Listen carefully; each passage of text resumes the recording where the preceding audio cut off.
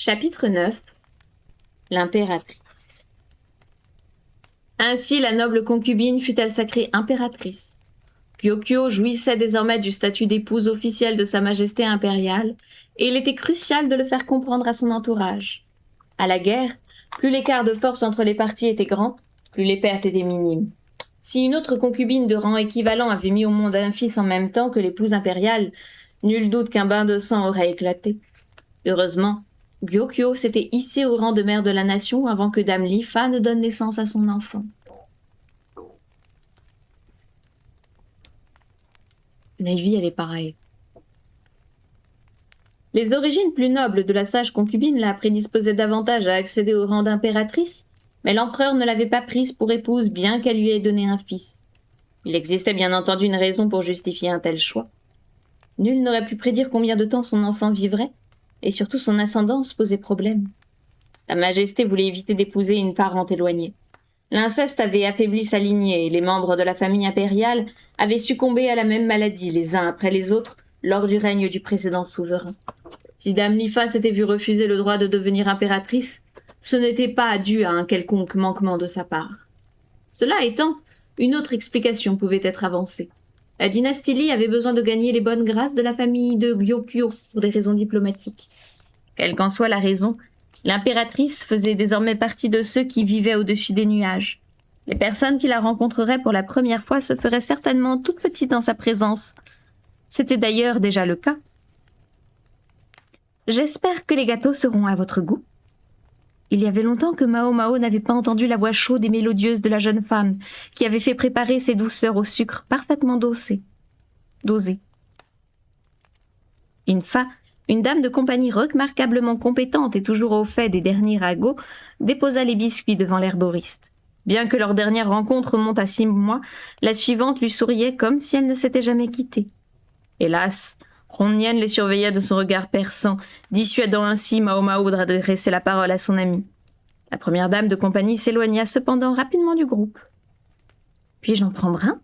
Toutes les dames de la cour réunies à cette occasion ne pouvaient toutefois pas se permettre des réflexions aussi frivoles. Assise à côté de l'herboriste, Yao était figée comme une statue. Le visage d'Un-Un ne laissait rien transparaître, mais les coups d'œil discrets qu'elle lançait à sa maîtresse trahissaient son inquiétude. Après s'être accoutumée aux visites médicales des concubines, le temps était venu pour elle d'assister à une consultation avec la mère de la nation. L'impératrice Gyokyo avait sans doute attendu cet instant avec impatience. Elle avait personnellement recommandé Mao Mao pour l'examen impérial. Nul doute qu'elle considérait la venue de l'herboriste comme un moment plaisant. D'ailleurs, l'intéressée avait la nette impression d'avoir été surtout conviée à prendre le thé. « Excusez-moi, savez-vous où est le docteur Tsan ?» s'enquit Yao auprès d'Infa. Elle voulait parler du père de l'herboriste, Luomen Tsan, de son nom complet. « Il examine actuellement le jeune prince », lui répondit Infa. « Puisque vous êtes là, nous en profiterons pour vérifier l'état de santé de la princesse Lin Li et des suivantes. Dame Gyokyo souhaite savourer un thé en votre compagnie en attendant. » Ronnian était partie assister à la consultation. La petite princesse avait bien grandi depuis la dernière fois. Elle, qui marchait encore quelques mois auparavant d'un pas mal assuré, avait accueilli les visiteurs en courant. L'enfant avait hérité de la gaillardise de sa mère. Elle ne se souvenait malheureusement pas de Mao Mao, mais considérait tous les visiteurs comme des partenaires de jeu, et ne les lâchait pas d'une semelle. La première dame de compagnie avait fini par l'emmener ailleurs, mais en juger par l'air contrarié de la petite, la jeune herboriste n'aurait pas été étonnée de la voir revenir d'un instant à l'autre. Elle respire la santé. L'impératrice Gyokyo était assise en face de Mao Mao. Ses yeux brillaient dans l'espoir d'entendre une histoire croustillante. Je n'ai aucune anecdote à partager, et même si j'en avais, je ne pourrais probablement pas les lui narrer. Bien sûr, elle aurait pu lui parler des dernières excentricités du stratège, mais moins l'herboriste pensait à lui, mieux elle se portait. Infa prit place près d'elle. « L'une de vous aurait-elle une histoire intéressante à raconter ? Je meurs d'envie d'en entendre une bien piquante », lança l'impératrice. Et voilà, je le savais. Si l'apothicaire avait la langue plus pendue, elle aurait pu se plier à la requête. Hélas, l'art de la conversation lui était étranger. On le lui reprochait souvent. Une main inattendue se leva, celle d'Un-Un. « J'ignore si elle vous plaira, mais j'ai une histoire. »« Oh, vraiment ? Elle s'est passée il y a bien longtemps. Voulez-vous quand même l'entendre ? Bien sûr ! S'exclama avec enthousiasme l'épouse impériale. La dame de la cour, connue pour son tempérament taciturne, commença son récit. Il y a fort longtemps, un duel gastronomique opposa deux chefs réputés. Leur fierté n'était pas la seule chose à être mise en jeu. Non, le vainqueur décrocherait le poste de cuisinier en chef d'une somptueuse maison.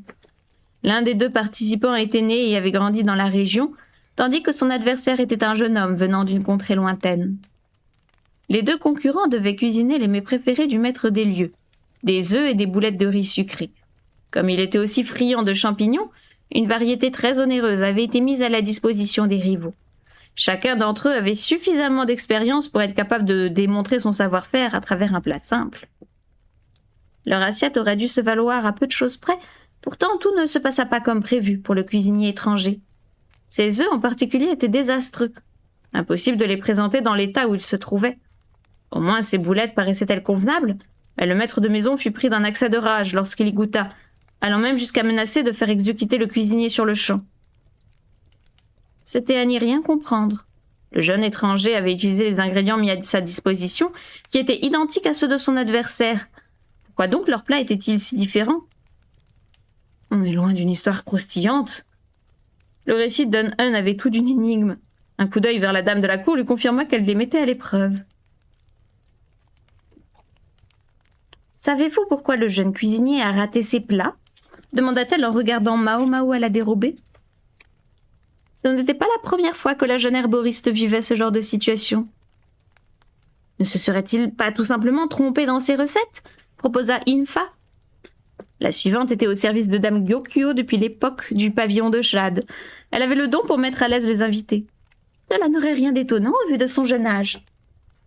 Il n'en demeure pas moins un chef accompli, répondit Un-Un. Le maître ne l'aurait pas fait venir de si loin s'il n'avait pas été convaincu de son talent. Assise à ses côtés, Yao observait le thé ondulé dans sa tasse en silence. Il a dû commettre une erreur monumentale, songea Mao Mao. Comme mélanger le sucre et le sel.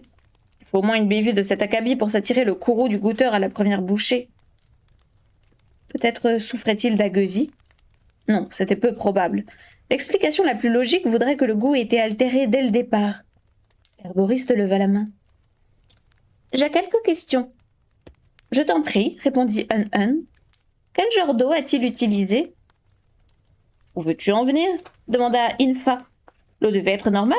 J'ai du mal à imaginer qu'ils aient cuisiné avec de l'eau de mer. » Mao Mao s'apprêtait à répondre quand Un-Un la devança. Non, effectivement, ce n'était pas de l'eau de mer. Cela étant, l'eau douce était très précieuse dans leur contrée et il était courant d'utiliser de l'eau salée pour tout ce qui ne touchait pas aux boissons. L'eau locale était calcaire et comme la région produisait des halils, il n'était pas rare que du sel s'y mélange. Autrement dit, l'étranger qui ne connaissait pas les propriétés locales a utilisé sans le savoir de l'eau salée dans sa préparation, suggéra l'herboriste. Un hocha la tête. Infa tapa dans ses mains. La suivante, qui faisait parfois la cuisine, semblait avoir compris l'erreur du jeune cuisinier. L'impératrice Gyokyo, pour sa part, restait pensive. En quoi bouillir les boulettes de riz avec de l'eau salée poserait un problème, s'enquit-elle. Il faut retirer les boulettes dès qu'elles sont cuites. Elles ont la particularité de flotter quand elles sont prêtes. C'est de cette façon qu'on sait quand les retirer, expliqua Mao Mao. Sauf que la présence de sel changeait la donne. L'eau salée étant plus lourde que l'eau douce, les boulettes flotteraient avant d'être prêtes. Elles n'étaient donc pas assez cuites ? Exact, confirma l'apothicaire. Un hocha la tête. L'herboriste avait vu juste. Mais qu'en est-il des œufs ? Interrogea Infa. L'eau ne peut pas être responsable de cet échec-là. Je pourrais sans doute y répondre si je savais de quel type de plat il était question et quels ingrédients ont été utilisés, s'avança Mao Mao. Quelles sont tes hypothèses ? Demanda Un. À mon avis, il s'agit d'une crème salée aux œufs garnie de polypores en touffe. Ce champignon était un ingrédient de luxe dans certaines contrées. Cette variété était tout de suite venue à l'esprit de l'herboriste lorsque sa consoeur lui avait évoqué des champignons onéreux. C'est un mets recherché pour sa texture unique. J'imagine que le jeune cuisinier a pris garde à ne pas le cuire à une température trop élevée. Le souci est que, cru, le polypore en touffe est utilisé pour ramollir la viande. On peut supposer que les œufs n'ont pas durci comme il l'espérait. Mais oui, s'exclama Infa, les yeux pétillants. Bonne réponse, dit Hun en haussant les sourcils. La dame de la cour conservait son masque impassible, mais elle était visiblement ennuyée que Mao Mao ait résolu son énigme en un claquement de doigts. L'assistante s'était montrée bien loquace depuis leur arrivée, à l'inverse de Yao qui ne pipait mot. Cette dernière gardait les yeux rivés au sol, manifestement embarrassée. Qu'est-il arrivé au jeune cuisinier s'enquit Infa. Soyez rassurés, quelqu'un lui est venu en aide. Certes, il échoua à obtenir le poste convoité, mais trouva du travail dans une autre maison. Il y résidait une jeune demoiselle qui désirait manger une crème salée aux œufs digne de ce nom, voyez-vous.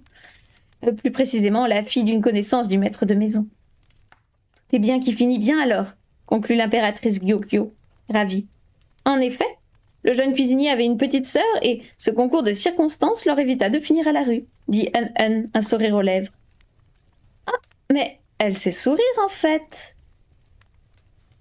Le visage avenant d'Hun était tourné vers Yao qui ne savait plus où se mettre. Tout s'explique. L'apothicaire comprit enfin pourquoi sa consoeur avait choisi de raconter cette histoire. Elle décida de faire preuve de délicatesse et de garder pour elle sa découverte. Moi, j'ai pas compris, vous avez compris, vous ?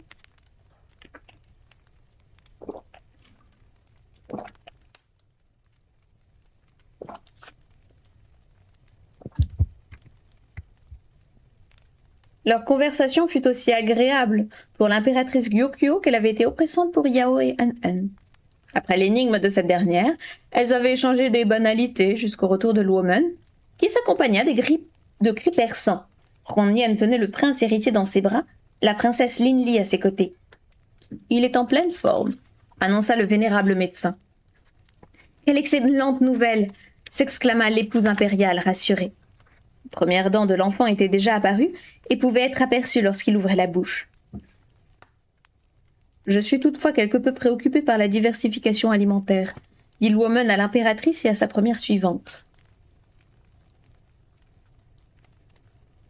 Chaque individu avait un métabolisme différent, et tous ne réagissaient pas de la même manière à des substances identiques. Les nourrissons ne devaient pas consommer de miel. Quant aux poissons et au blé, ils pouvaient entraîner des réactions allergiques. Lorsque vous diversifierez son régime, procédez pas à pas. Proposez-lui un seul aliment à la fois et donnez-en lui de petites quantités. En cas de problème, il serait impossible d'en identifier la cause si plusieurs nouveaux aliments avaient été introduits en même temps. Un conseil qui n'est guère valable que pour le jeune prince impérial.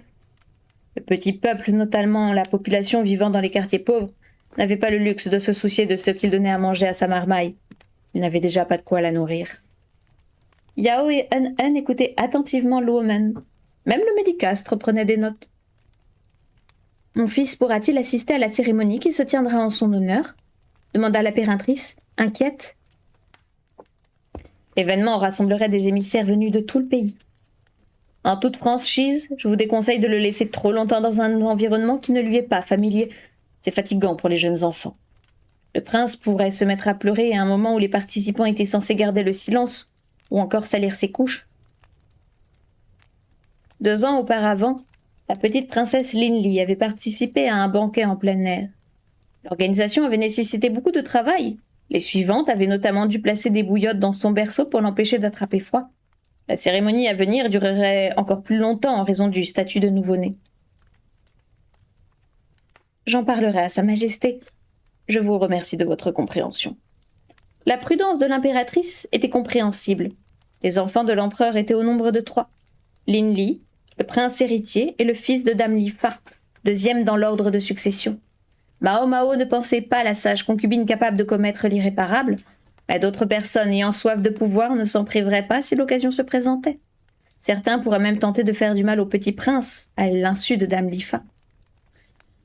Une servante avait déjà tenté d'empoisonner une autre concubine par amour pour sa maîtresse, sans l'approbation de celle-ci. Sa tentative s'était soldée par un échec. Pour tous ceux qui s'étaient voir Dame Lifa devenir la mère de la nation, le prince héritier représentait un obstacle à éliminer. Le danger rôderait. Et en parlant de danger, l'apothicaire n'avait pas vu Jinji depuis quelque temps. Qu'en pensait-il ? Il est toujours considéré comme un héritier potentiel. Il se trouvait en 3e position, derrière le fils de Dame Lifa. L'usage voulait qu'on l'on attende un peu plus longtemps avant de nommer un enfant prince héritier, mais l'homme nymphe ne montrait pas le moindre intérêt pour le statut d'empereur. Au contraire, il s'était réjoui de la naissance du prince et souhaitait être rétrogradé au simple rang de conseiller. Sauf que cette décision ne lui appartenait pas. Je me demande ce que l'avenir lui réserve, songea Mao Mao en examinant la main aussi frêle qu'une feuille d'érable du petit prince. C'est déjà terminé ? Quand reviendrez-vous ? Demanda l'impératrice qui aurait bien aimé continuer à bavarder. Onyan se tenait debout à côté d'elle, silencieuse. Au moment où le groupe s'apprêtait à quitter le palais de l'épouse impériale, des bruits de pas pressés se firent entendre derrière eux. Il s'agissait d'Infa. « Soigne tes manières !» la tensa Onyan. La première suivante réprimanda sa collègue sans hausser la voix devant les médecins, mais Mao Mao savait qu'elle ne manquerait pas de faire goûter son poing à l'impudente un peu plus tard. « Tu as oublié quelque chose, Mao Mao. Aurais-tu l'obligeance de venir le récupérer ?» dit Infa en saisissant le poignet de son ami. Un large sourire illuminait son visage. Une fois à l'abri des regards, elle lâcha la jeune herboriste. « Un oubli ? Vraiment ? Mais non, c'est une excuse, voyons. » Ou peut-être bien que si, insinua Infa en glissant un objet dans la paume de Mao Mao. Une épingle à cheveux ornée d'une pierre de jade, le symbole de l'impératrice Gyokyo. La jeune apothicaire avait reçu un collier agrémenté d'un joyau similaire lorsqu'elle servait la noble concubine au pavillon de jade. Dame Gyokyo les a fait fabriquer pour ses suivantes, lorsqu'elle a été sacrée impératrice. J'en ai reçu une également. Mais je ne suis plus l'une de ces dames de compagnie. Elle ignorait que tu quitterais le pavillon et en a fait préparer une pour toi. Elle m'a demandé de te la remettre, arguant qu'il était dommage de la laisser prendre la poussière ici. Dans ces conditions, il lui était difficile de refuser ce présent. Elle connaissait cependant le sens de ce geste. Dame Gyokyo aurait aimé que tu continues à travailler pour elle, ajouta Infa. Si jamais le cœur t'en dit, nos portes te sont grandes ouvertes. Si seulement c'était aussi simple. Ce genre de proposition ne se représenterait pas deux fois. Servir l'impératrice lui permettrait certainement de couler des jours paisibles et agréables. Mais cette position ne me scie pas. Le problème ne résidait pas dans son statut social. Simplement, la personnalité de l'herboriste ne collait tout simplement pas avec le monde étriqué dans lequel évoluait l'impératrice. J'oubliais, tes collègues seraient perplexes si je ne te remettais qu'une épingle. Prends ça aussi. Infa lui tendit 3 paquets d'où s'échappait une douce odeur de beurre. Tu les partageras avec elle, d'accord ? Tu me pardonneras ? Je sais que tu préfères le salé. Elle avait même pris soin de préparer des cadeaux pour les autres assistantes. L'apothicaire prit les gâteaux avant de rejoindre le petit groupe qui l'attendait devant l'entrée.